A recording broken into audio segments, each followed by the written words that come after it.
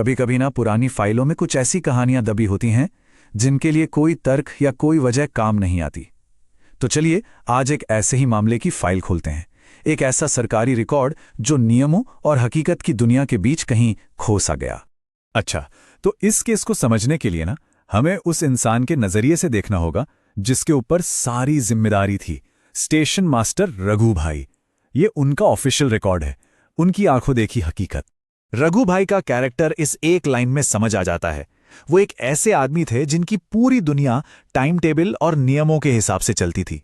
उनके लिए हर चीज का एक लॉजिकल जवाब होना ही चाहिए था, पर बहुत जल्द उनका सामना किसी ऐसी चीज से होने वाला था जो इन दोनों ही दायरों से बाहर थी। तो ये सब शुरू कैसे हुआ? इसकी शुरुआत हुई पटरियों पर चल रही कुछ कानाफूसियों से, जो धीरे धीरे स्टेशन मास्टर रघु भाई की मेज तक पहुंच गईं। अब सोचिए, एक स्टेशन मास्टर के लिए ऐसी अफवाहें क्या थीं? ये कोई भूत प्रेत का खतरा नहीं था, बल्कि एक कह सकते हैं एडमिनिस्ट्रेटिव प्रॉब्लम थी। ये पब्लिक रिलेशन का मुद्दा था। उनकी पहली सोच यही थी कि इसे खारिज करो और स्टेशन पर व्यवस्था बनाए रखो। लेकिन ये जो हवाई बातें थी ना, वो तब हकीकत बन गईं जब दो डरे सहमे लोग, पंकज और राधिका, सीधे स्टेशन पर आ पहुंचे। वो एक बहुत ही हताश सी विनती लेकर आए थे। अब ये सिर्फ एक अफवाह नहीं रही थी। और बस यहीं पर दो दुनियाएं टकरा गईं। एक तरफ था लोगों का खौफ और उनका विश्वास, और दूसरी तरफ रेलवे का ठंडा ब्यूरोक्रेटिक सिस्टम। उनकी अर्जी को स्थानीय उन्माद बताकर फाइल में दर्ज किया गया और खारिज कर दिया गया। रघु भाई ने तो भाई नियमों का पालन किया और रिक्वेस्ट को मना कर दिया, ये सोचकर कि चलो मामला खत्म हुआ। पर असल में कहानी तो अब शुरू हुई थी। इसके बाद कुछ ऐसी रिपोर्टें सामने आने लगीं जिन्हें सिर्फ पागलपन कहकर टालना बहुत मुश्किल था।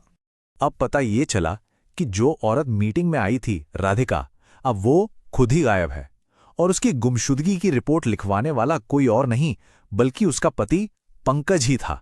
एक तजुर्बेकार स्टेशन मास्टर होने के नाते रघु भाई ने फौरन ऑफिशियल लॉग्स चेक किए होंगे, मतलब पैसेंजर मैनिफेस्ट, पर वहां जो मिला उसने तो उन्हें और भी उलझा दिया।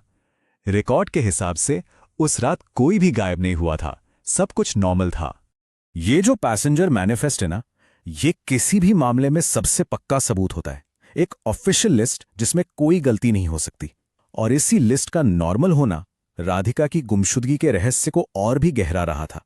अगर वो ट्रेन में थीं तो लिस्ट में क्यों नहीं थी, और अगर नहीं थी तो गई कहाँ? अब जाकर जब रघु भाई ने पुरानी रिपोर्टों को दोबारा देखा होगा तो वो छोटे छोटे टुकड़े जुड़ने लगे होंगे जिन्हें पहले नजरअंदाज कर दिया गया था। यात्रियों का घबराना, खाने को लेकर कोई झगड़ा, ये सब मिलकर अब एक बहुत ही अजीब सी तस्वीर बना रहे थे। जैसे ही सबूत इकट्ठे होने लगे और रघु भाई पर प्रेशर बढ़ने लगा, एक और अजीब चीज हुई। जितनी रहस्यमयी तरीके से ये समस्या शुरू हुई थी ना, उतनी ही रहस्यमयी तरीके से ये खत्म भी हो गई। ये टाइमलाइन देखिए, पहले हफ्ते अफवाहें चरम पर थीं, दूसरे हफ्ते पंकज का अनुरोध और राधिका की गुमशुदगी, और तीसरे हफ्ते सब शांत, एकदम शांत, बिना किसी वजह के, बिना किसी दखल के, सब कुछ खुद ब खुद ठीक हो गया। रिकॉर्ड के लिए मामला बंद था, और फिर एक नई अफवाह ने जन्म लिया कि अब ट्रेन में एक दूसरी भेलपुरी बेचने वाली आती हैं जो बिल्कुल शांत रहती हैं। रघु भाई ने इसे भी नोट किया होगा और इस अजीब कहानी के आखिरी अनसुलझे पन्ने के तौर पर फाइल कर दिया होगा।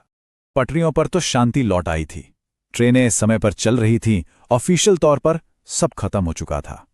लेकिन रघु भाई के लिए यह केस अब बंद नहीं हुआ था। अब ये उनका अपना एक निजी अनसुलझा रहस्य बन गया था। ये जो टेबल है, ये इस पूरे मामले का दिल है।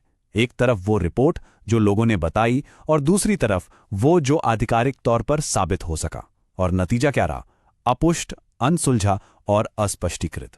तो वो सवाल हमेशा के लिए रह गए जिनका जवाब रघु भाई कभी नहीं ढूंढ सके। आखिर राधिका के साथ हुआ क्या था, और वो सब अचानक बंद कैसे हो गया? और आखिर में रघु भाई ने अपनी लॉगबुक में जो लिखा वही इस पूरी कहानी का सार है।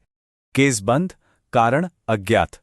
ये एक ऐसे रहस्य का सबूत था जिसे उन्हें फाइल तो करना पड़ा, पर वो उसे कभी भी हल नहीं कर सके। तो अंत में सवाल यही बचता है, क्या हर कहानी को दर्ज किया जा सकता है, उसे समझाया जा सकता है, या फिर कुछ रेल की पटरियां हमें ऐसी जगहों पर भी ले जाती हैं जो किसी नक्शे पर मौजूद ही नहीं होती?